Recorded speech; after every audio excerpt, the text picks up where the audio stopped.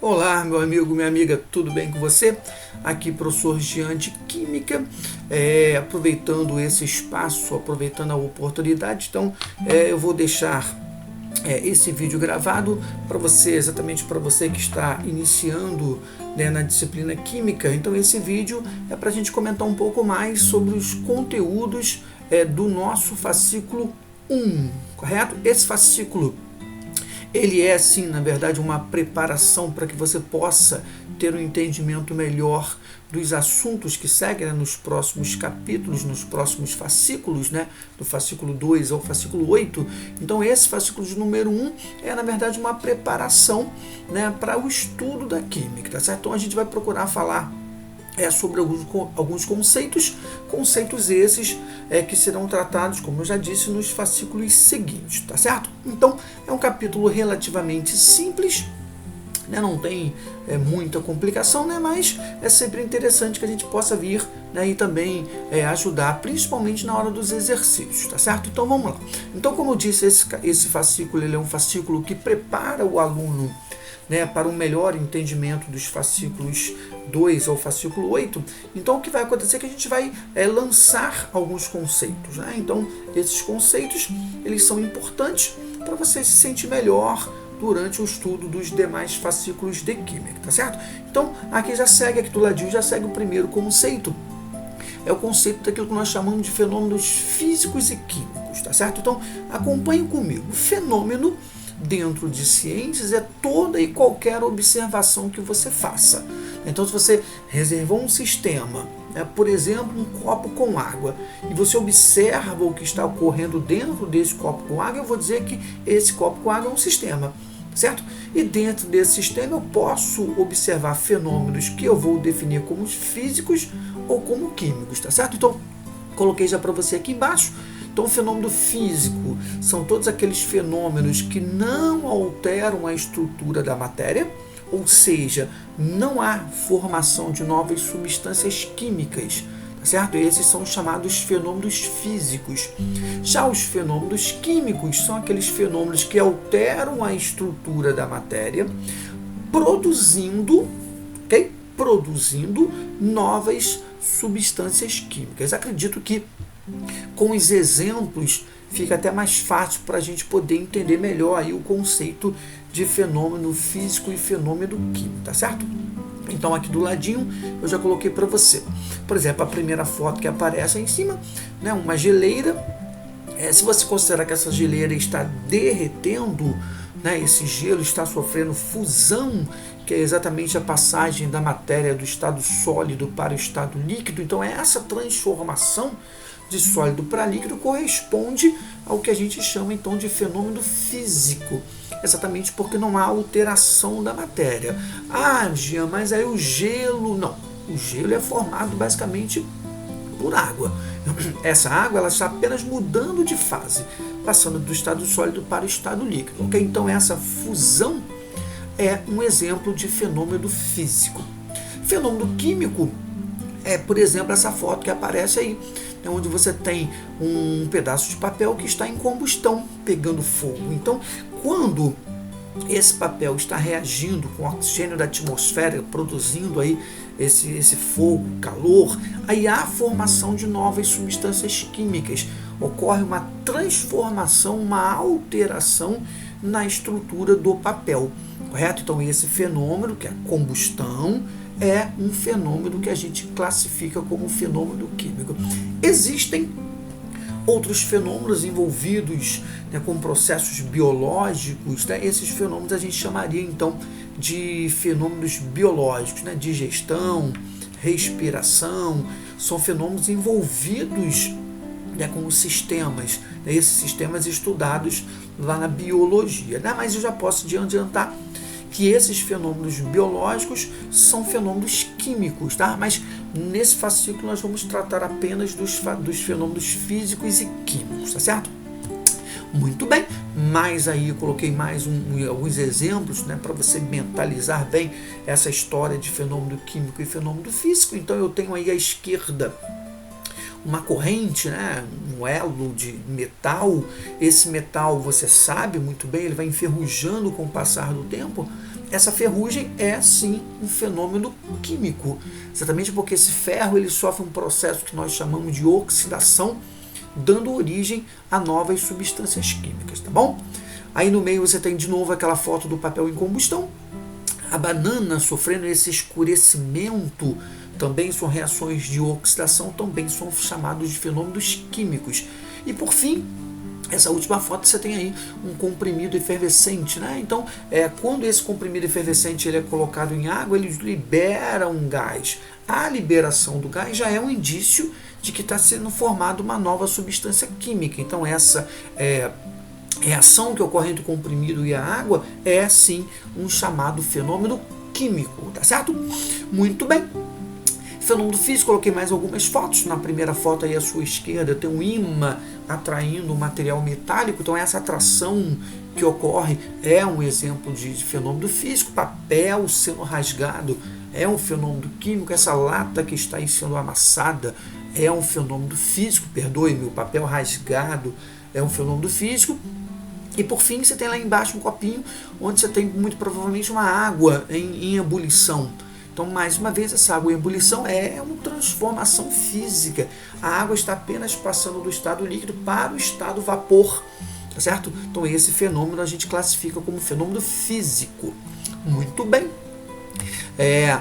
Outro assunto que a gente precisa tratar é a questão da densidade. Eu sempre falo, quando eu estou trabalhando lá com as nossas oficinas presenciais, que esse fascículo 1 ele parece meio largado, meio solto, informações. Não é assim. É que na verdade a gente precisa inserir nesse momento algumas propriedades, algumas definições, e em alguns momentos parece sim que o capítulo é meio largado, com informações perdidas. Não.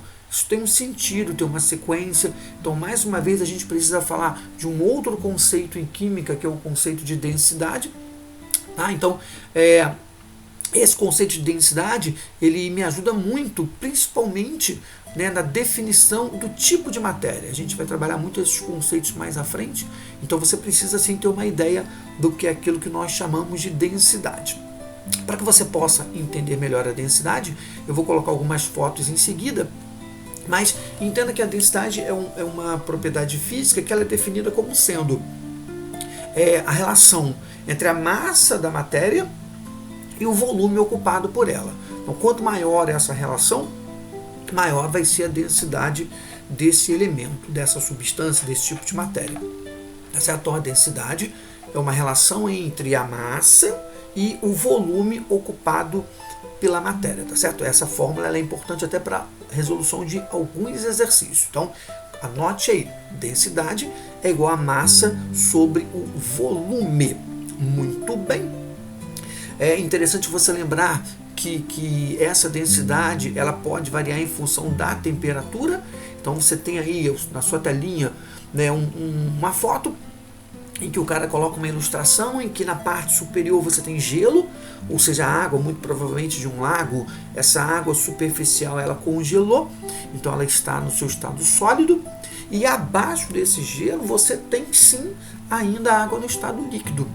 Então perceba que esse gelo ele tem uma densidade menor, então ele vai para a superfície desse lago, e a água líquida ela permanece no fundo do lago, permitindo até com isso a continuação da vida. Toda a vida marinha depende da água no estado líquido. Então, na fotinha você está vendo aí belos peixes, esses peixes sobrevivendo em função da água que ainda se encontra no estado líquido na parte inferior desse lago. Mas é bom chamar a atenção que a densidade também ela depende da temperatura. No caso da água, quanto menor a temperatura, menor vai ser a densidade desse material, tá certo? Mais uma vez, uma outra foto que eu gosto muito para ilustrar essa situação de densidade. Aí você está vendo um rapazinho, tranquilo, com a sua leitura e aparentemente boiando sobre a superfície de uma água. Essa foto não é uma montagem, é uma foto verdadeira. Realmente ele está flutuando, boiando em cima dessa superfície desse líquido, mas na verdade não é um líquido qualquer. Isso aí na verdade é um mar muito famoso, conhecido como Mar Morto, né? Então vai aparecer a fotinha dele, olha, é isso aí, Mar Morto. Então Mar Morto, situado ali naquela região de Cisjordânia, Israel, né? Ocorre que essa água é uma água que contém uma quantidade de sal tão grande que a sua densidade aumentou muito. Então a densidade dessa água que está aqui, né, no chamado Mar Morto, ela é muito maior do que a água de um mar normal. Então ocorre que, sendo uma água que tem maior densidade, ela permite com que esse cidadão fique aqui flutuando, né, boiando com mais tranquilidade, tá certo? Esse rapazinho belo que está aí do lado, ele não poderia ter toda essa facilidade se ele tivesse, por exemplo, no mar de Copacabana, né? O mar de Copacabana é água salgada, sim, mas é uma água menos salgada do que a água do Mar Morto. Então, o Mar Morto, essa água possui uma densidade maior do que a densidade que temos aqui, né, no mar de Copacabana, tá certo? Muito bem. Outro desenho também que eu gosto muito, né, para falar sobre essa história de densidade, esse balão belíssimo que se encontra aí no seu visor. Esse balão ele consegue subir. Por quê? Porque dentro do balão você tem ar. Esse ar ele é aquecido, correto? Por conta dessa chama que você vê aí na foto. Então essa chama ela provoca o aquecimento do ar no interior do balão. Esse ar aquecido ele tende a se expandir. Ele aumenta o volume. No que ele aumenta o volume, ele diminui a densidade do ar. Então o ar no interior do balão tem uma densidade menor do que o ar lá de fora. Então isso faz com que esse balão suba por conta dessa menor densidade, tá certo? Muito bem. Vamos caminhar um pouco mais e vamos agora aos alguns exemplos para a gente poder rapidamente aplicar aquilo que foi dito. Então, exemplo número 1, PUC Minas Gerais, todos os fenômenos a seguir são químicos, exceto, então ele relaciona aí alguns fenômenos químicos.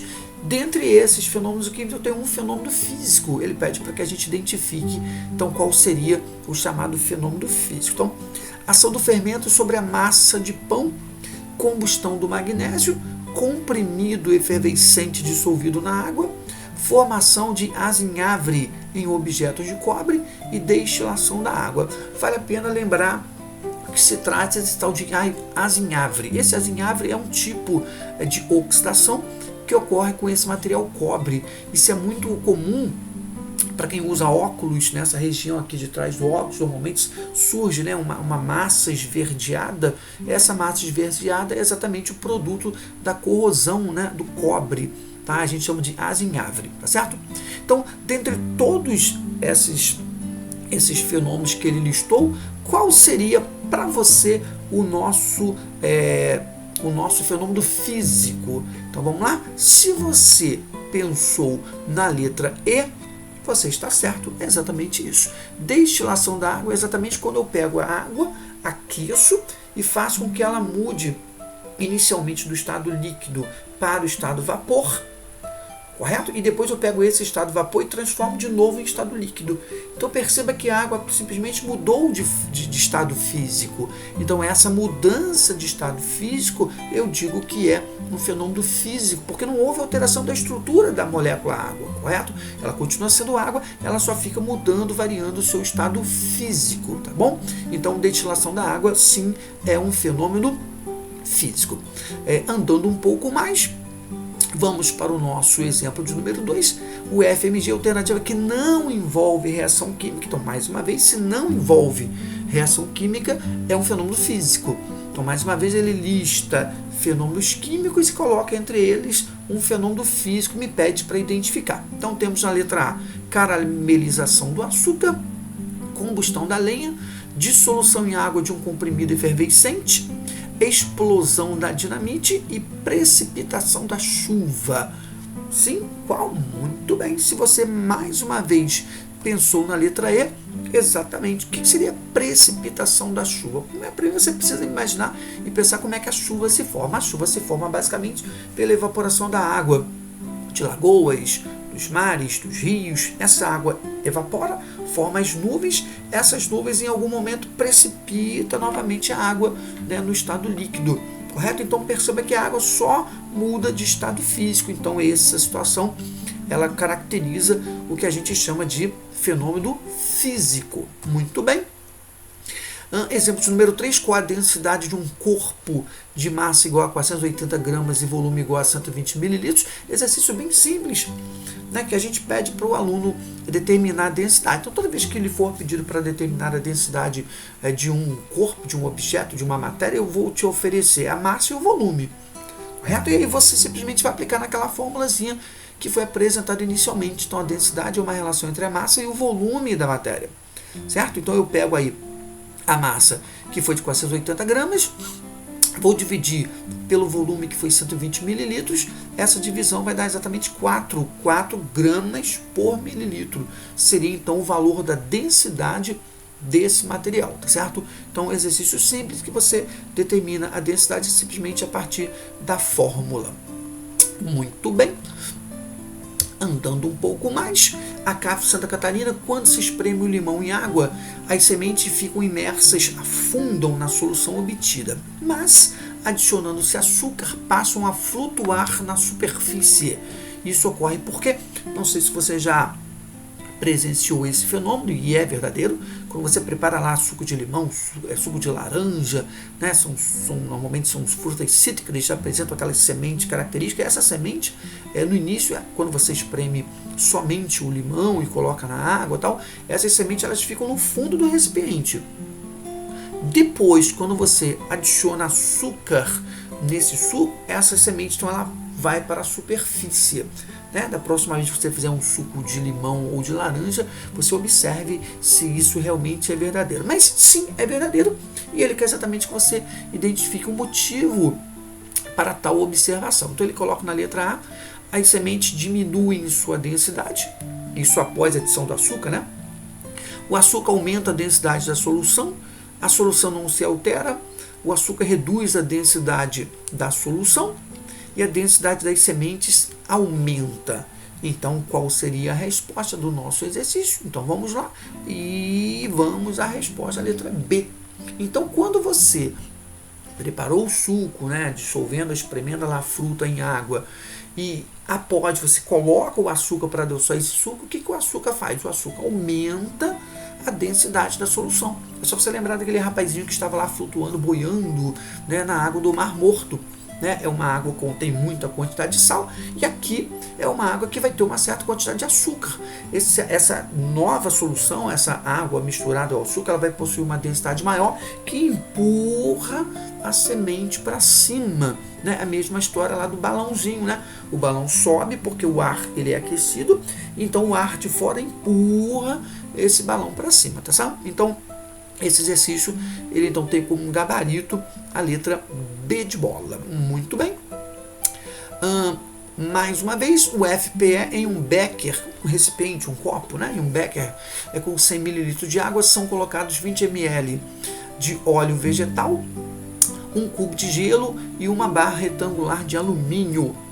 Qual das figuras melhor representa a aparência dessa mistura? Bem tranquilinho. Então eu tenho um sistema contendo gelo, água, óleo e barra de alumínio. Tá? Em função das densidades de cada tipo de matéria, qual seria aí o desenho que melhor representa esse sistema? Eu tenho letra A, letra B, letra C, letra D e letra E. Vamos lá? Pensa comigo, vamos? Ok? Vamos, então tá aí. O gabarito seria a letra C. Simples, né? Barra de alumínio, metal. Esse metal vai ao fundo. Então, com isso, eu já consigo eliminar a letra B, a letra D e a letra E. Então, só ficam a letra A e C, né? Onde são os desenhos em que eu tenho aí o alumínio no fundo do recipiente. E aí, eu posso marcar a letra A? Não, claro que não, porque na letra A, perceba, o óleo está no fundo do recipiente. A gente sabe que não, quando a gente deixa lá em nossas residências água misturando, ou azeite até misturado com a água, todo mundo sabe que o azeite, o óleo fica na parte superior do meu sistema. Né? Então, isso aqui não seria possível, e realmente o gabarito da questão é a letra C. Tudo bem? Conceito de densidade. Número 6, considerando os fatos abaixo, assinale aquele que podemos considerar como fenômeno químico. Então, mais uma vez, meu querido, minha querida, mais uma vez chamado fenômeno químico. Então, agora ele vai me apresentar vários fenômenos físicos E um deles vai ser o tal fenômeno químico. Então vamos lá, uma vasilha com água deixada no fogo, o derretimento de um pedaço de chumbo quando aquecido, a precipitação das chuvas e letra D, a formação da ferrugem. Então, dentre os fenômenos listados, qual representa um fenômeno químico? Vamos lá. Exatamente, a letra D, a formação da ferrugem. Lembra lá no início aquela fotozinha que eu coloquei de uma barra de ferro, né? Era uma corrente que estava sendo enferrujada, digamos assim, sofrendo um processo de oxidação. Então essa oxidação, essa ferrugem é um fenômeno químico, tudo bem? Então vamos lá. O exercício D número 7, corta-se um pedaço grande de chumbo em 3 pedaços menores com tamanhos diferentes. Após determinar a densidade para cada pedaço, responda: os 3 valores encontrados são iguais ou diferentes? E letra B, como você justifica a escolha? Então o que ocorreu? Ele pegou esse pedaço aí de um elemento qualquer. No caso, ele está citando o chumbo, mas isso funcionaria para qualquer outra substância. Então, um elemento metálico, chumbo, ele pegou esse metal e dividiu em partes menores. Coloquei uma ilustração para você imaginar essas partes menores. Tudo bem? Beleza. Aí ele quer saber o que ocorre com a densidade de cada fragmento. Então, na letra A, ele pergunta: os 3 valores encontrados são iguais ou diferentes? 3 valores de cada densidade para os fragmentos. Então, ele calculou a densidade do primeiro, do segundo, do terceiro fragmento e quer saber qual dos 3, o que ocorre com os valores dessas densidades. Então, vamos lá? Respostas são iguais. Mas por que são iguais se a matéria é menor? Meu amiguinho, densidade é uma propriedade específica. O que significa isso? Que a densidade do chumbo vai ser a mesma em qualquer situação. Né? Um minúsculo fragmento de chumbo, uma barra de chumbo imensa, se é do elemento chumbo, a densidade vai ser a mesma. E lembre-se, eu estou me referindo ao chumbo, mas isso é para qualquer tipo de elemento. Ferro, água, não importa. No caso, a água não, porque a água ela tem uma variação quando ela vai para o estado sólido, né? Mas esses elementos metálicos, alumínio, cobre, não importa o tamanho para esses elementos. Correto? Se eles estão um estado sólido, não importa o tamanho do fragmento, que a densidade vai ser a mesma. Como você justifica a escolha? É o que a gente acabou de mencionar. A densidade é uma propriedade específica, ou seja, identifica a substância química. O chumbo possui uma densidade igual a 11,3 gramas por ml, independentemente do seu tamanho, tá certo? Então não importa o tamanho, a densidade vai ser sempre 11,3. Andando um pouco mais, agora a gente vai falar analisando um pouco mais as representações que a gente usa, né, para as substâncias químicas.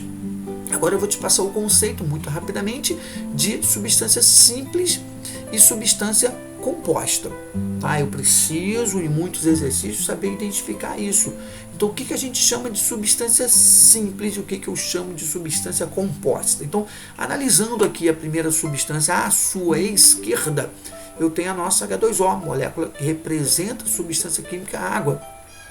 Essa substância química ela é formada por dois elementos, o elemento H, hidrogênio, o elemento O, oxigênio. Então, por ser uma substância formada por 2 elementos diferentes, eu digo então que é uma substância composta.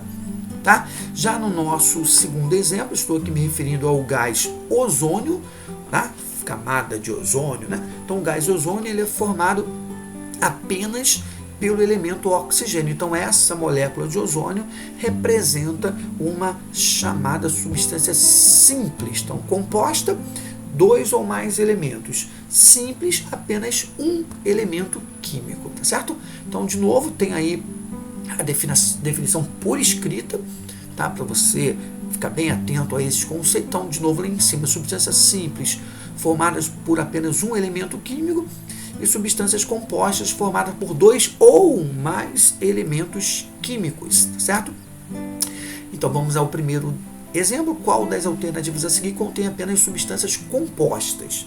Então, analise aí as alternativas e me responda qual das alternativas você vai encontrar apenas substâncias compostas, ou seja, substâncias formadas por mais de um elemento químico. Então vamos lá. Se você respondeu a letra E, você acertou muito bem. Aqui eu tenho CO2, que é o gás carbônico, né? Então eu tenho átomos do elemento carbono e elemento oxigênio. A água, que nós já falamos a respeito. Glicose, C6H12O6, átomos de carbono, de hidrogênio e de oxigênio. Então, na letra E, todas as substâncias são chamadas de substâncias compostas. Muito bem. Exercício número 9, o número de substâncias simples entre as substâncias de fórmula. Então, eu coloquei uma lista, né, de algumas substâncias químicas e quero que você me informe quantas são as substâncias simples. Então, eu vou analisando uma por uma, você vai olhando e acompanhando comigo. O3. O3 é uma substância simples? Sim, O3 é uma substância simples porque é formada apenas pelo elemento oxigênio. Água é uma substância simples? Não, porque tem o hidrogênio e o oxigênio, correto? Vírgula. Na, sódio, é uma substância simples? Sim, é uma substância simples porque possui apenas átomos do elemento Na, que é o sódio. P4. P4, sim, é uma substância simples. CH4, não, tem C, carbono, H, hidrogênio, CO2, também não, CO, também não. Então, no caso, eu tenho aí como substâncias simples 3 substâncias. Vale a pena ressaltar que no caso do sódio, Na, na verdade é o símbolo desse elemento, o símbolo, às vezes ele possui 2 letrinhas, e é importante você perceber que a segunda letrinha é uma letra minúscula. Significa dizer que é a continuação de um símbolo. Então, o Na é um símbolo químico, tá, que representa aí o nosso elemento sódio. Certo?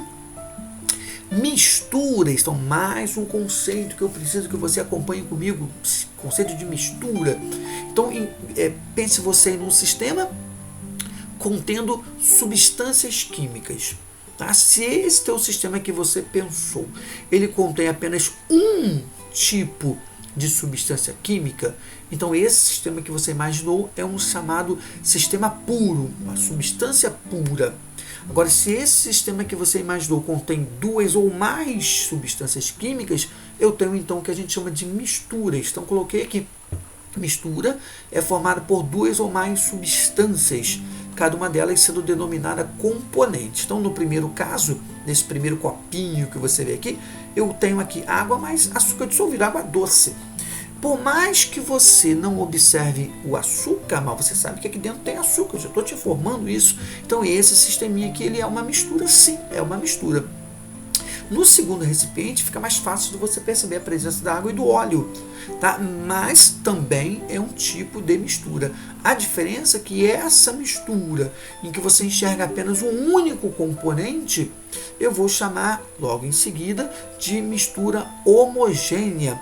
Já a segunda, em que você consegue observar diferentes tipos de substâncias, de componentes, eu vou chamar então de mistura heterogênea. Coloquei aí para você não se perder. Então, mistura homogênea, toda mistura que apresenta uma única fase. Mistura heterogênea, toda mistura que apresenta pelo menos 2 fases, né? Então, 2 ou mais eu já vou classificar como sendo uma mistura do tipo heterogênea, tá certo? Temos aí na sua telinha o granito. Então, o granito apresenta 3 fases, né? Porque o granito ele é formado por substâncias químicas diferentes: quartzo, feldspato e mica. Então, o granito é um material, digamos assim, que possui 3 fases, então é um material do tipo heterogêneo, certo? Mistura heterogênea. 10. Considera os sistemas. Então, mais uma vez, eu estou aqui considerando algumas misturas e vou pedir para você definir para mim se é homogêneo ou heterogêneo. Então, acompanha comigo, eu faço a pergunta e ao lado imediatamente surge aí a resposta. Então, vamos lá comigo. Água mais gasolina, o que você diria? Água e gasolina, heterogêneo. Água mais sal dissolvido, água salgada, homogêneo. Água mais sal dissolvido, mais sal não dissolvido. Você colocou uma quantidade de sal em água, uma parte dissolveu e outra não. Heterogêneo, muito bem. Água mais gelo, heterogêneo. Vinagre, homogêneo. Óleo de cozinha, homogêneo. Granito, acabamos de passar por ele, né? Heterogêneo. ar atmosférico. O ar atmosférico é uma mistura, né, meu amigo? O ar atmosférico ele contém oxigênio, nitrogênio, gás carbônico, entre outros gases. Então, o ar atmosférico é homogêneo. Ar com poeira heterogêneo. A poeira seria uma partícula sólida, né, que fica aí flutuando no ar atmosférico e tal. Então seria um sistema heterogêneo. Muito bem. Granito, refresco de xarope de groselha, água mineral fluoretada e sangue, visto ao microscópio, lembre-se, visto ao microscópio, são respectivamente exemplos de misturas. Então ele vai colocar as opções lá, ele vai classificar comigo se é homogêneo ou heterogêneo. Então primeiro vamos analisar o granito. Granito tem uma fotozinha aí para você. Então já sabemos que o granito é um sistema heterogêneo. Então olhe lá nas opções. Eu já vou riscar tudo o que é homogêneo, tá bem? Então já risquei lá o nosso granito. Segunda classificação, refresco de xarope de groselha. Então, refresco de xarope de groselha, não importa a quantidade de groselha que você coloque, você vai misturar, vai formar um sistema homogêneo. Então, onde tem lá heterogêneo, repare, eu estou cortando para você. Água mineral fluoretada. Água mineral homogêneo. Então, mais uma vez, onde tem heterogêneo, eu estou cortando. Certo? E, por fim, sangue. E aí que está o diferencial da questão. Sangue, quando você observa o sangue a olho nu, ele seria uma mistura homogênea. Mas perceba que no exercício ele colocou do ladinho aqui, ó, microscópio. Então, ao microscópio, você sabe, o sangue ele possui parte líquida e parte sólida, né? Então, o sangue ao microscópico, ele é heterogêneo, tá certo? Então, perceba que a única opção em que nada foi riscado é a letra D de dado, que seria, então, a resposta para a nossa questão, correto? Muito bem. 12, marque a alternativa correta. Em um mesmo recipiente foram colocados óleo, gelo e água que se mantém em equilíbrio conforme a figura abaixo. O sistema apresenta, então muito rapidamente você olha para o teu sisteminha e você já percebe que ele tem 3 fases, né? Então 3 fases porque uma fase é o óleo, a outra fase é o gelo e a outra fase é a água. Correto? E componentes eu tenho apenas 2, que é o óleo e a água. Tá? Então, para gabarito da questão, 2 substâncias, água e óleo, equilibradas em 3 fases, né? A fase óleo, a fase água e a fase gelo. Tá? Então, são 2 substâncias e são 3 fases. Muito bem. Mais uma etapa, então andando um pouco mais, como eu te falei, são alguns conceitos que a gente trabalha nesse primeiro fascículo, e o fascículo número 1 ele vai falar também sobre os estados físicos da matéria. Então a gente sabe que na natureza a gente pode encontrar a matéria em três estados: o estado sólido, o estado líquido e o estado gasoso, né? O que diferencia os estados da matéria é exatamente o grau de aproximação das partículas. Quanto mais próximo, quanto mais juntas as partículas, a tendência é que seja o estado sólido, né? Então, no estado sólido, as partículas estão juntas ao máximo. No estado líquido, essas partículas se distanciam um pouco mais. E no estado gasoso, elas estão muito afastadas. Então, o grau de aproximação das partículas que vai caracterizar, né, o estado físico da matéria. Perceba que eu fiz aqui embaixo uma colocação, tá vendo? Ó, repara que no estado sólido as partículas estão extremamente compactadas. No estado líquido você consegue já observar aqui uns espaços entre uma partícula e outra, e já no estado gasoso o espaçamento é máximo, certo? Então, sólido, líquido e gasoso. Outra coisa bem importante a gente perceber que essa matéria ela pode mudar de fase, né?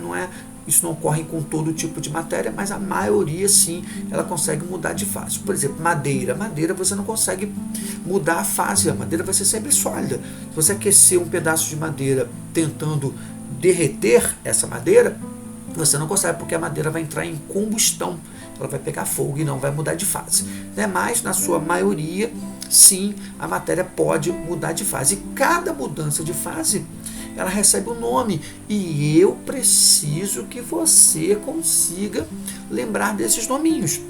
Então, por exemplo, vamos lá, vamos começar aí do sólido para o líquido. Quando a matéria ela passa do sólido para o líquido, eu vou dizer que a matéria sofreu fusão. Então, quando o gelo está derretendo, a gente diz, o gelo derreteu. Não, o termo químico, o termo científico mais correto seria dizer que o gelo sofreu fusão. Então, fusão é quando a matéria passa do estado sólido para o estado líquido, certo? Quando a matéria passa do estado líquido para o estado gasoso, é vaporização. Então, vaporização é quando a matéria passa do estado líquido para o estado gasoso. Muitos cometem um erro chamando essa mudança de evaporação. Não faça isso, não faça isso. A evaporação é um tipo de vaporização. É uma vaporização que ocorre de forma lenta. Tá? Eu sempre coloco que a vaporização ela ocorre de 3 formas: lenta, rápida e instantânea. Lenta seria a evaporação. Rápida seria a ebulição, quando você está fervendo uma água aí no fogão da sua casa. Então a vaporização está ocorrendo de forma rápida, então é uma ebulição. E calefação é quando você tem uma superfície superaquecida, por exemplo, uma superfície metálica, ferro, por exemplo, de passar roupa, que você joga ali naquela superfície uma gota d'água, essa água cai e já imediatamente vai para o estado vapor. Seria então chamado de calefação. Tá? Mas os 3 fenômenos a gente diz que são tipos de vaporização, correto? Vamos voltar. Gás, substância gasosa, quando ela vira líquido, eu digo que sofreu uma condensação. Até posso usar o termo liquefação, né? Condensação ou liquefação. Matéria passa de líquido para sólido, solidificação, certo? Bem, mas existe também uma possibilidade de que a matéria passe de sólido diretamente para gasoso. Essa transformação ocorre em alguns tipos de matéria, não todas. Por exemplo, a naftalina, que é aquela bolinha branca que a gente costuma colocar nas gavetas, né, para expulsar traças baratas. Né? Essa naftalina, com o tempo, ela vai mudando de tamanho até sumir por completo. Essa mudança, ela está passando de sólido para gasoso sem passar pelo estado líquido. O nome dessa mudança é sublimação. Ocorre com a naftalina, ocorre também com o gelo seco, né, que o menino coloca lá para conservar o picolé na praia, quando ele está vendendo, ele usa gelo seco. Se esse gelo seco sofresse fusão, ele ia derreter, ia virar líquido, mas não, ele passa de sólido diretamente para gasoso, né? Então isso seria uma sublimação. E de gasoso para sólido, eu posso chamar de ressublimação, né? Que seria ele voltando de gasoso para o estado sólido. Tá certo? Então esses nomes são importantes e a gente usa, né, em alguns momentos em química. Então, por favor, dê uma olhada com carinho novamente nesses nomes, ok? Quase terminando, andando um pouquinho mais. Coloquei agora para você só o conceito de temperatura de fusão, mas é só para ilustrar, porque a gente acabou de falar das mudanças de fase. Então, temperatura de fusão é a temperatura na qual uma substância sofre fusão. É interessante que você memorize a temperatura de fusão da água. Então, a água a nível do mar, ela sofre uma fusão a 0 graus Celsius. E a temperatura de ebulição dessa mesma água, né, a nível do mar, certo? É de 100 graus Celsius. Esses valores eles são característicos para a substância água, tá certo? Se você pegar uma outra substância qualquer, esses valores não são mais os mesmos, tá certo? Então, água, ponto de fusão, sempre ao nível do mar, 0 graus Celsius. E ao nível do mar, ebulição 100 graus Celsius. Se eu saio para uma localidade acima do nível do mar, esses valores não são mais esses, ok? Então, por exemplo, em Teresópolis, que é uma cidade serrana, né? Teresópolis, a água ferve a uma temperatura menor do que 100 graus Celsius. Um pouco menor, né? A diferença não é tão grande assim. 98, 99, mas é diferente, já não é mais de 100 graus Celsius. 100 graus Celsius só é verdadeiro para um experimento realizado a nível do mar, certo? Muito bem. De novo, coloquei só para ficar caracterizado pontos de fusão e de ebulição de algumas substâncias, né? Água e álcool, só para você poder comparar, certo? Tá aí direitinho. Esses valores você não precisa memorizar, esses valores são sempre oferecidos para você durante a resolução dos exercícios. 13. A sequência dos quadrinhos mostra as mudanças de estado físico da água. Indica o nome da mudança de estado de A para B. Então eu tenho aqui de A para B, você observa que eu tinha aqui uma pedra de gelo que derreteu. Então, derretimento do gelo, o termo melhor para a gente usar seria, apareceu aí para você, fusão. Então eu digo que entre A de A para B, a água sofreu fusão.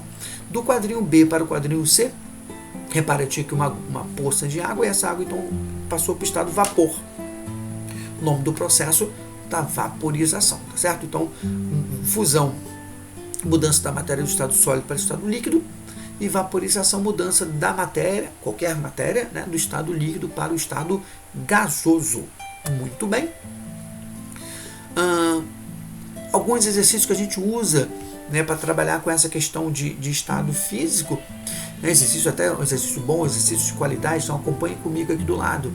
Dada a tabela, eu tenho aqui clorofórmio, fenol, cloro, tem aqui o TF, que é a temperatura de fusão, e TE, que é a temperatura de ebulição. Qual o estado físico de cada substância? A temperatura ambiente, que é aproximadamente 30 graus Celsius. Então ele quer saber, a 30 graus Celsius, o que o cloro é? O clorofórmio, ele é sólido, ele é líquido, ele é gasoso? Fenol, são substâncias químicas. E o fenol, o que ele é? Ele é sólido, ele é líquido, ele é gasoso? Eu consigo definir isso analisando a temperatura de fusão, a temperatura de ebulição dessas substâncias. Então ele me dá esse quadro, eu tenho apenas que entender o seguinte, que antes dessa temperatura aqui de menos 63, o clorofórmio ainda não sofreu fusão. Então antes, aqui ó, antes dessa temperatura, qualquer temperatura abaixo de menos 63, o clorofórmio é um sólido, certo? Passando de 63, de menos 63, mas ainda não chegando no 61 positivo, então qualquer temperatura entre menos 63 e 61, a substância clorofórmio ele é líquido. Por quê? Porque ele já sofreu fusão, mas ainda não sofreu ebulição. A ebulição para ele vai acontecer somente no 61 graus Celsius. Tá? Então, entre o menos 63 e o 61, o clorofórmio é líquido. Após o 61 graus Celsius, o clorofórmio agora já se encontra no estado gasoso. Tá? Então, como é que você vai...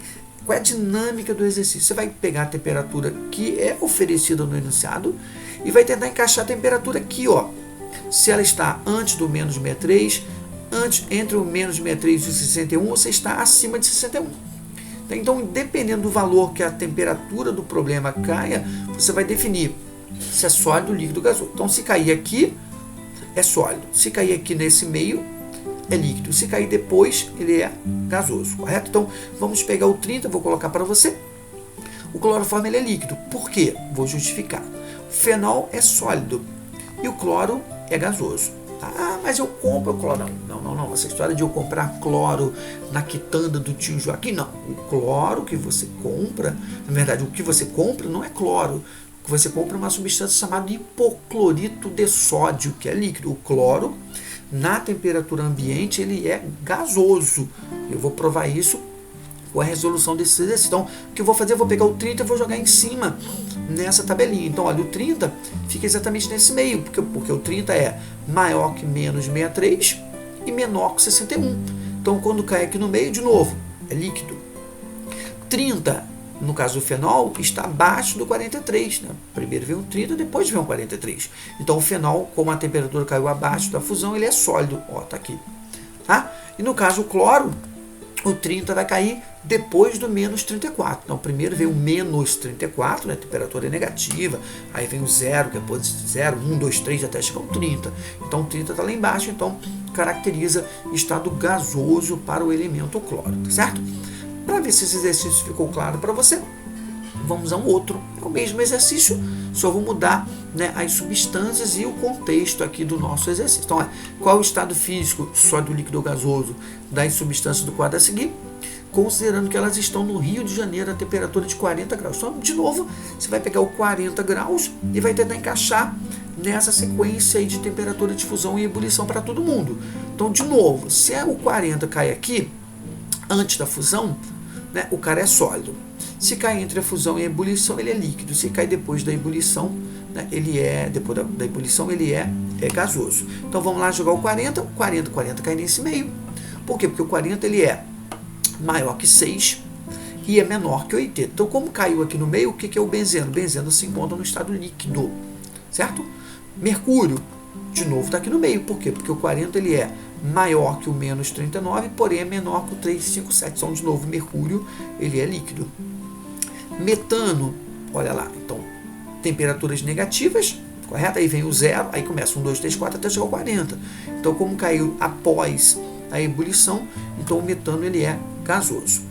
No caso do iodo, 40 cai antes do 113, 113 é positivo agora, né? Então, no caso do iodo, o iodo ele é sólido. Então, a brincadeira é essa. É você pegar a temperatura que foi oferecida para você no enunciado e tentar localizar se ela cai antes da fusão, entre a fusão e a ebulição, se é depois da ebulição. Ok? Esse exercício ele vai falar novamente sobre o estado físico, né? Então você vai fazer depois com mais calma para o vídeo não ficar muito longo, você vai fazer com mais calma a leitura desse exercício, e a resposta do exercício está lá, letra B, solidificação e sublimação. Então solidificação é a mudança da substância, da matéria, do estado líquido para o estado sólido, correto? E a sublimação é aquela mudança que vai do sólido direto para o estado gasoso. De novo, mais um exercício do Enem. Porque o nível dos mares não sobe mesmo recebendo continuamente a água dos rios? Essa questão já foi formulada por sábios da Grécia Antiga. Hoje responderíamos que. Então você vai fazer depois com calma aí a leitura dessas alternativas A, B, C, D e E, vai ver que a única que tem sentido é a alternativa A. A evaporação da água dos oceanos e o deslocamento do vapor e das nuvens compensam as águas dos rios que desaguam no mar. Então, o mar ele recebe água dos rios, porém, ele perde água por evaporação. Então, uma coisa acaba compensando a outra. É por isso que você não tem aí um aumento substancial do nível dos mares mundo afora. Certo? Pois bem, mais uma questão que fala aí sobre a transformação, né, da matéria. Então, o naftaleno comercialmente conhecido, mesmo que falou naftaleno, que é o nome comercial, né, que é o nome, na verdade, é o nome químico, o nome comercial seria naftalina. Naftalina é como se fosse um apelido para essa substância chamada naftaleno. Então, falou do naftaleno, que é a naftalina, a resposta já é a sublimação, né? Usamos esse exemplo lá quando caracterizamos essa questão da sublimação, certo? E finalmente fechando, o último ponto a ser abordado desse fascículo. Conseguimos com esse vídeo falar praticamente todos os conteúdos, todos os conceitos aqui do fascículo de número 1. Só que nesse momento a gente vai falar muito rapidamente, porque o finalzinho desse fascículo ele vai só te dar uma noção dos chamados modelos atômicos. Toda essa questão de átomo, de estrutura atômica, né, será melhor trabalhada no fascículo de número 2. Nesse fascículo de número 1, ele vai apenas dar essa abordagem, né, essa abordagem inicial, né, vai dizer para a gente que a matéria é formada por uma partícula invisível. A gente vai melhorar isso no próximo fascículo, né, que a matéria então ela é formada por essa partícula invisível que a gente vai chamar de átomo. Tá? E esse átomo, essa ideia de átomo que a gente tem hoje em dia, ela foi mudando com o passar dos anos, né? Os cientistas foram trabalhando e à medida que esses trabalhos foram sendo realizados, novas descobertas foram acontecendo. Então houve uma necessidade de mudarmos os modelos de átomo. Então o átomo que se entendia lá em 1803 é totalmente diferente do átomo que eu imagino hoje, em 2020. Tá certo? Então essa mudança ela foi necessária em função, né, do aprimoramento, em função daquilo que a gente foi descobrindo com esses trabalhos. Tá? Então a gente tem uma chamada evolução do modelo atômico, mas não fique você imaginando que o modelo evoluiu, não. O que evoluiu foi a forma com a qual eu química, né, eu consigo visualizar, consigo imaginar esse modelo. Então nós passamos pelo modelo de Dalton, modelo de Thomson, Rutherford, Bohr e o modelo último de Schrödinger. Só que esse Schrödinger a gente praticamente não trabalha no ensino médio. Então, para o ensino médio, a gente trabalha com os modelos de Dalton, Thomson, Rutherford e o modelo de Bohr, certo? Coloquei aqui do lado algumas características que eu julgo importantes. Então, é bom que você entender que esse primeiro modelo, chamado modelo de Dalton, ele era um átomo, o modelo imaginado como sendo indivisível. Dalton achava que esse átomo ele era indivisível, certo? Esse modelo ficou conhecido como modelo bola de bilhar. Aí eles foram estudando novas descobertas até que surgiu um novo modelo chamado modelo de Thomson. Esse modelo de Thomson é o primeiro modelo divisível. Hoje a gente sabe que o átomo pode ser dividido em partículas menores, certo? Essa ideia de divisibilidade surgiu com os trabalhos de Thomson. esse modelo ficou conhecido como modelo pudim de passas.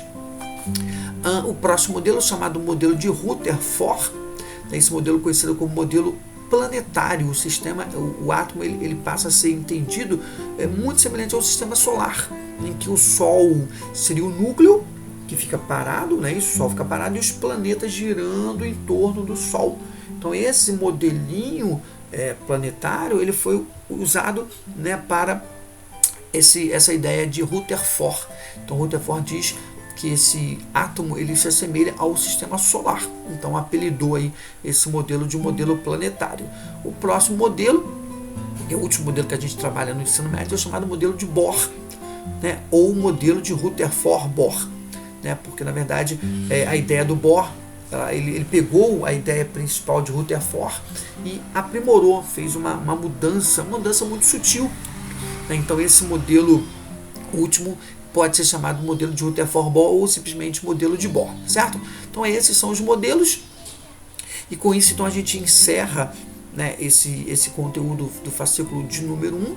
Eu espero que esse vídeo, por mais que ele seja longo, né, mas que ele te ajude, né, no entendimento melhor aí dos conceitos do fascículo 1. Tá bom? Agradeço por você ter participado até aqui. Fique com Deus, saúde e paz.